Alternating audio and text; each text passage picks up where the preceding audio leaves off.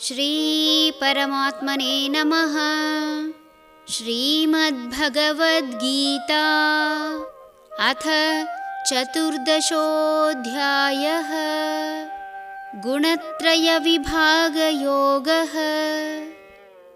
ರಜೋರಾಗಾತ್ಮಕಂ ವಿದ್ಧಿ ತೃಷ್ಣಾಸಂಗಸಮುದ್ಭವಂ ತನ್ನಿಬಧ್ನಾತಿ ಕೌಂತೇಯ ಕರ್ಮಸಂಗೇನ ದೇಹಿನಂ.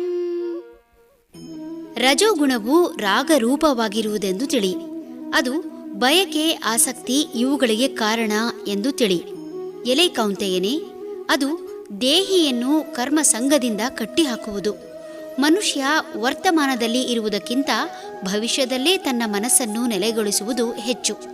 ಇದಕ್ಕೆ ಕಾರಣವೇ ಬಯಕೆ ಹಾಗೂ ಆಸಕ್ತಿ. ಇಂದಿಗಿಂತ ನಾಳೆ ಹೆಚ್ಚು ಗಳಿಸಬೇಕು ಎಂಬ ಚಿಂತೆಯಲ್ಲಿ ಇಂದಿನ ದಿನ ಸರಿಯಾಗಿ ಸದುಪಯೋಗಪಡಿಸಿಕೊಳ್ಳದೆ ಸದಾ ಒಂದಿಲ್ಲೊಂದು ಕರ್ಮದಲ್ಲಿ ನಿರತನಾಗುತ್ತಾನೆ. ರಜೋಗುಣದವರಲ್ಲಿ ಸಹಜವಾಗಿ ಉತ್ತಮ ದೇಹದಾರ್ಢ್ಯತೆ ಇರುವ ಕಾರಣ ಪ್ರಪಂಚದಲ್ಲಿರುವುದನ್ನೆಲ್ಲ ತಾವೇ ಪಡೆಯಬೇಕೆಂಬ ಬಯಕೆ. ಎಷ್ಟು ಬಂದರೂ ತೃಪ್ತಿಪಟ್ಟುಕೊಳ್ಳದ ಇವರು ಸದಾ ಒಂದಿಲ್ಲೊಂದು ಪಡೆಯಲು ಹವಣಿಸುತ್ತಲೇ ಇರುತ್ತಾರೆ. ತಮಗೆ ಬೇಕಾದ್ದನ್ನು ಪಡೆಯಲು ಬಲಾತ್ಕಾರ ಮಾಡಲು ಹೆದರದ ಇವರು ದೇಶದ ಶಾಸಕಾಂಗದಲ್ಲಿ ಉನ್ನತ ಸ್ಥಾನ ಅಲಂಕರಿಸಿದರೆ ಇತರ ದೇಶದೊಂದಿಗೆ ಯುದ್ಧ ಮಾಡಲು ತುದಿಗಾಲಲ್ಲಿ ನಿಲ್ಲುವಂತಹವರು. ರಜೋಗುಣವಿರುವವರು ಕರ್ಮದ ಆಸಕ್ತಿಯಿಂದ ತಮ್ಮನ್ನು ಬಂಧಿಸಿಕೊಳ್ಳುತ್ತಾರೆ.